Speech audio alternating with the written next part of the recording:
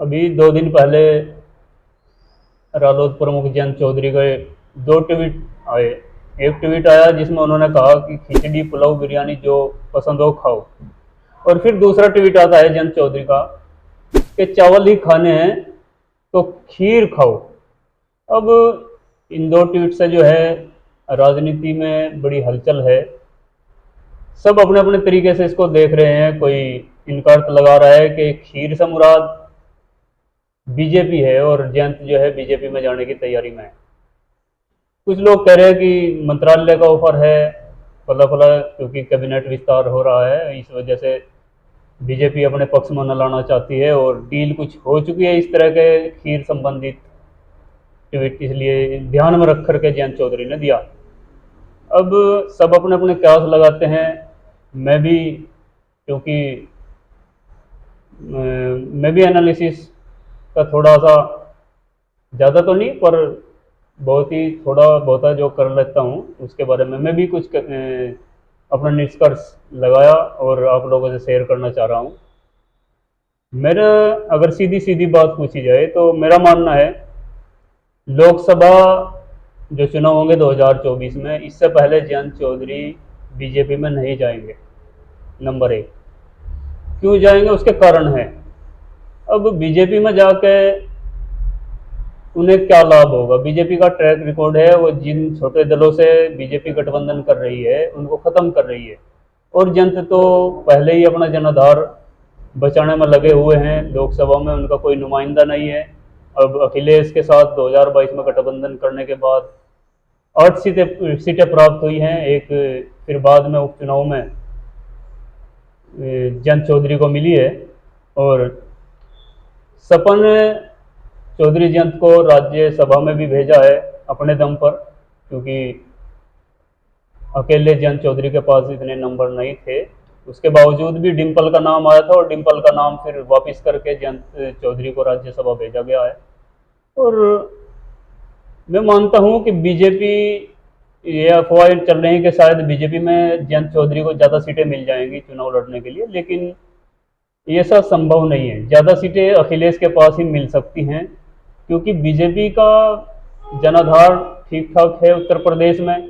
पिछले 2019 के लोकसभा चुनाव में बीजेपी लगभग 15 सीटें, जो इनका गठबंधन था बसपा भी और सपा और आरएलडी का गठबंधन के बावजूद केवल 15 सीटें ले पाए था गठबंधन, और 1 सीट कांग्रेस को मिली थी, जिनमें से बाद में 2 सीटें उपचुनाव में फिर बीजेपी ने जो है इस गठबंधन से छीन ली, रामपुर और आजमगढ़। अब बीजेपी बहुत अच्छा करेगी उत्तर प्रदेश में। जब मुझे उम्मीद है कि शायद पहले से भी कुछ अच्छा हो, योगी का क्रेज बढ़ता जा रहा है, और जयंत को फिर वे कैसे सीट देंगे? मेरा मानना है अगर कोई बीजेपी उनको ऑफर करेगी भी तो ज़्यादा से ज़्यादा 2 सीटें ही ऑफर कर सकती है, और अगर इसी गठबंधन में जयंत चौधरी रहेंगे तो कम से कम 5+ सीटें जयंत चौधरी को मिलेंगी। और फिर जयंत चौधरी का जो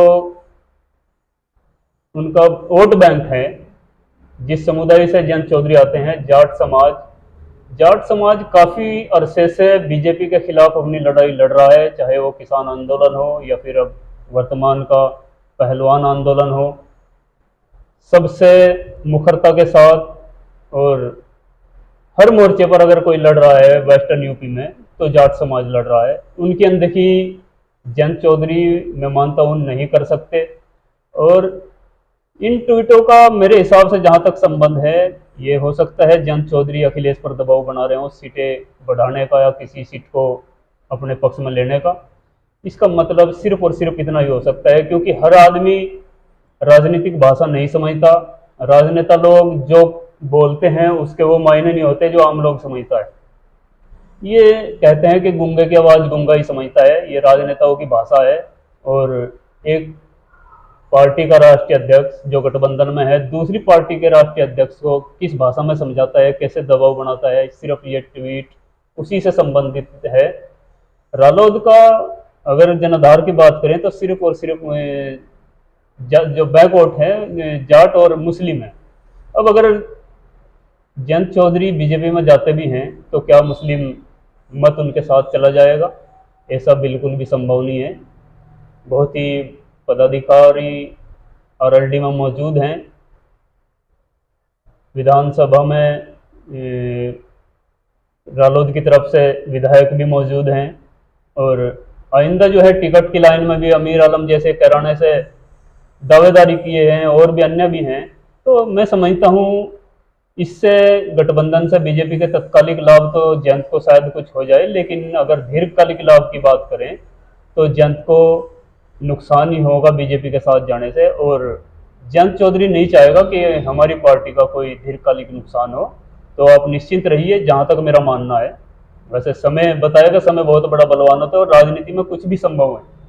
मैं 100% नहीं कह सकता कि जयंत बिल्कुल नहीं जाएंगे, लेकिन मेरा अपना अनुमान है कि जयंत चौधरी के लिए बीजेपी में जाना आज के टाइम में ठीक नहीं है। नहीं तो उनकी कम्युनिटी के हिसाब से जो उनका बैक वोट है वे भी बीजेपी से लड़ रहे हैं, और दूसरा जो उनका वोट है मुस्लिम, वो भी बीजेपी में जाना पसंद नहीं करता। और बीजेपी का ट्रैक रिकॉर्ड है छोटे दलों को खत्म करना। इन सब को ध्यान में रखते हुए जयंत बिल्कुल भी बीजेपी में नहीं जाएंगे।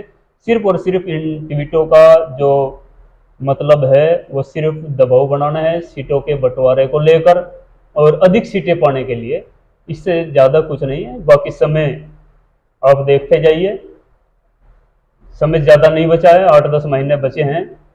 2024 से पहले जयंत चौधरी बीजेपी में नहीं जाएंगे। बाद में क्या होगा उसके निष्कर्ष या उस पर चर्चा बाद में की जा सकती है।